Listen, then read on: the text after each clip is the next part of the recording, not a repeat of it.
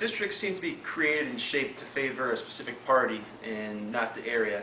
How do you feel redistricting should be done? I mean, I don't know where that started, and it seems to me that it doesn't look right. When you have these districts and then they go like this, and they find a way to gimmick it. And again, this is just the incumbents getting together and trying to find a way to stay in power, which is what they do. I mean, that's the whole name of the game. Is once you're an incumbent, and I can tell now just from my brief foray into politics, it ain't easy getting elected. It's a lot of work. But I think once you are elected and you are the incumbent, it is a huge advantage.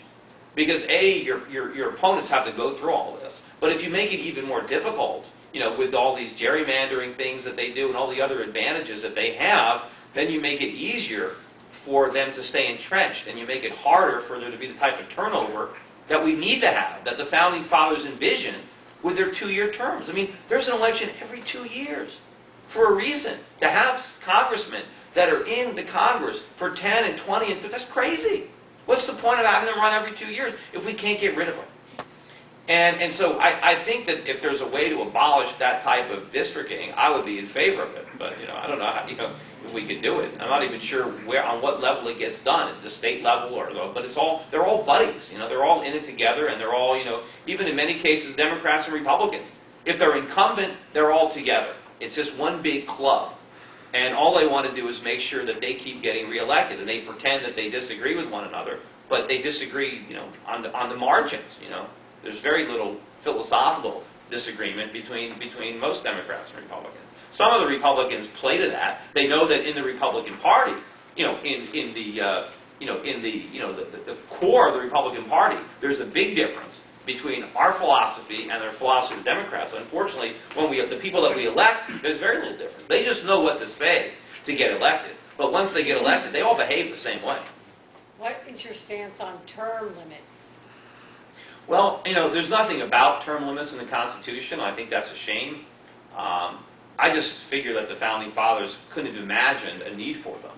Had they known that we'd have a guy like Chris Dodd in there for 30 years, it would have been, in bold in the Constitution. Because their whole concept was, a citizens' legislature. And of course, I'm running for the United States Senate. Originally, senators weren't even elected. They were appointed by the state legislature. And the reason for that is the Founding Fathers, wanted to have some check on, democracy, because they were very concerned. They called it mobocracy. So they had one body that was elected by the people in a democratic way, and that was the House. The Senate was not. The President was not. He was elected by the Electoral College.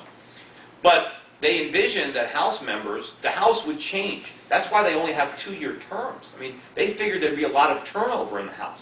And they wanted that because they wanted people coming in and out of the legislature from the private sector. They didn't want, a noble class. I mean, they had rebelled against England. Part of the Constitution is no titles of nobility. They didn't want a House of Lords in the United States, and unfortunately, that's kind of what we have. I mean,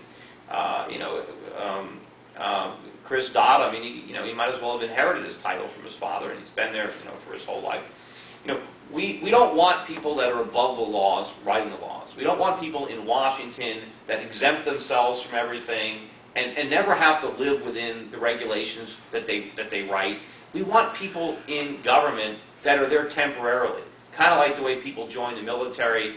Most people join the military. They're not there for their whole life. There are some career soldiers, but a lot of people come in, they do a tour of duty, and they leave. And they benefit from that. They bring that experience back to the private sector. But we need businessmen to bring their experience into the public sector.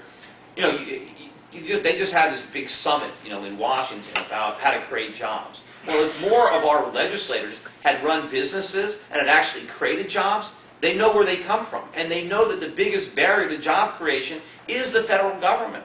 And if the government really wants to create jobs, what they need to do is remove all the roadblocks that they're putting in the way of private citizens, entrepreneurs and businesses that would be creating jobs but are not because of rules that the government is putting in place, because of regulations and because of taxes that undermine job creation, because jobs come from capital and they come from profits.